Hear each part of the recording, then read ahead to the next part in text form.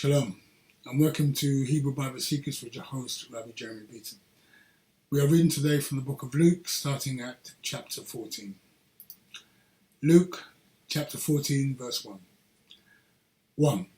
And it came to pass, as he went into the house of the chief Pharisees, to eat lechem, bread, on the Sabbath day, that they were watching him closely. 2. And behold, there was a certain man before him suffering from dropsy. 3. And Yeshua answering spoke to the experts in the Torah and the Pharisees, saying, Is it permissible by the Torah to heal on the Sabbath day? 4.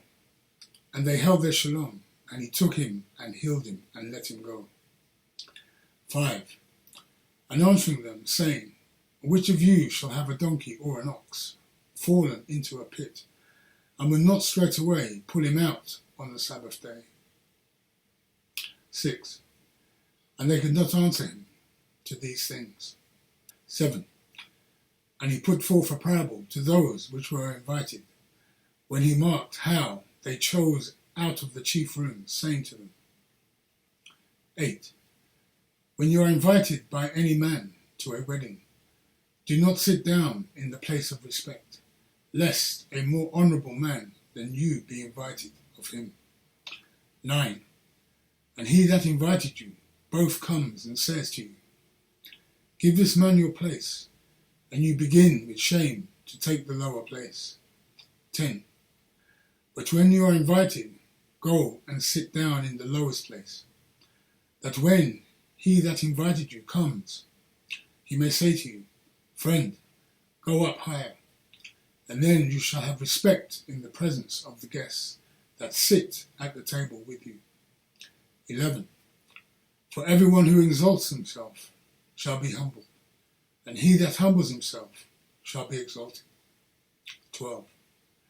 Then he said also to him that invited him, When you make a dinner or a supper, call not your friends, nor your brothers, neither your relatives, nor rich neighbours, lest they also invite you back in return, and they repay your favour. 13. But when you make a celebration, call the poor, the maimed, the lame, and the blind.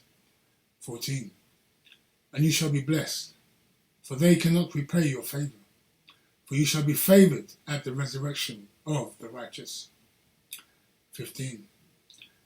And when one of them that sat at the table with him heard these things, he said to him, Blessed is he that shall eat lechem bread in the kingdom of Elohim. 16. Then he said to him, A certain man made a great banquet and invited many. 17. And sent his servant at the banquet time to say to them that were invited, Come, for all things are now ready. 18. And they all, with one consent, began to make excuses. The first said to him, I have bought a piece of land, and I need to go and see it. I ask you to excuse me. 19. And another said, I have bought 5 yoke of oxen, and I go to test them. I ask you to excuse me. 20. And another said, I have married a wife, and therefore I cannot come. 21. So that servant came and told his master these things. Then the master of the house, being angry, said to his servant, Go out quickly into the streets and lanes of the city, and bring in here the poor, and the crippled, and the blind, and the lame. 22. And the servant said, Master, it is done as you have commanded, and yet there is more room. 23. And the master said to the servant, Go out into the highways and country roads, and urge people to come in, that my house, may be filled. 24. For I say to you, that none of these men which were invited shall taste of my supper. 25. And there went great multitudes with him, and he turned and said to them. 26. If any man have come to me, and does not put aside his and his mother, and wife, and children, and brothers, and sisters, yes, and his own life also. He cannot be my disciple. 27. And whoever does not bear his execution stake and come after me cannot be my disciple. 28. For which of you, intending to build a tower, sit not down first and count the cost, whether he has enough to complete it? 29.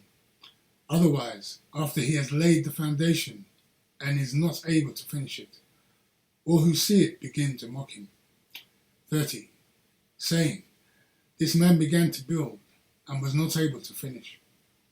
31. Or what king, going to make war against another king, sits not down first and consults whether he be able with 10,000 to meet him that comes against him with 20,000. 32. Or else while the other is yet a great way off, he sends an ambassador and desires conditions of shalom. 33. So likewise, whoever he be of you that forsakes not all that he has, he cannot be my disciple.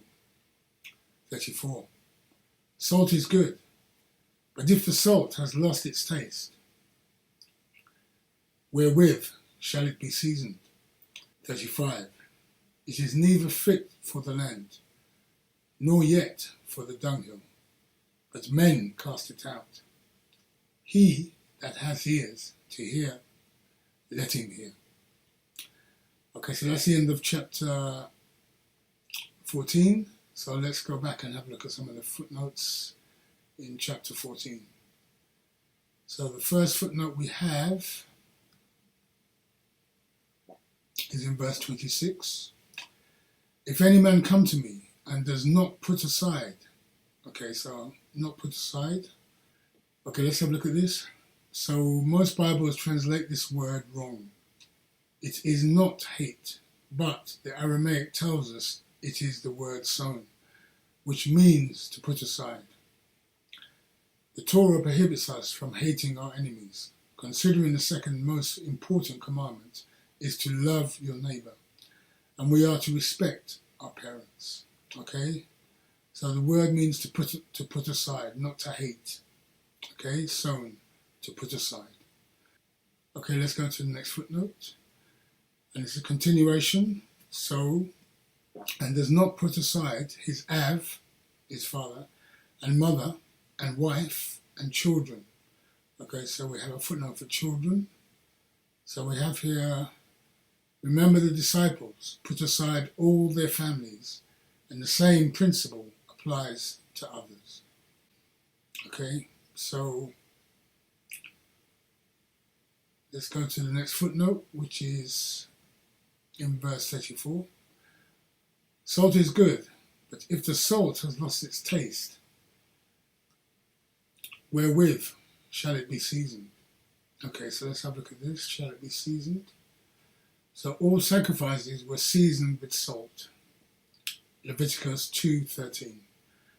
This showed the nature of the covenant that was preserved through the sacrifices. Salt was also used for babies when they were born to wash the babies upon their birth as a deterrent for bacteria. Today, the Hebrew butchers use salt to wash out the meat of the cut animal, to draw out all the blood and disinfect it using this as a solution. Okay, so let's have a look at Leviticus 2:13. So Leviticus 2:13.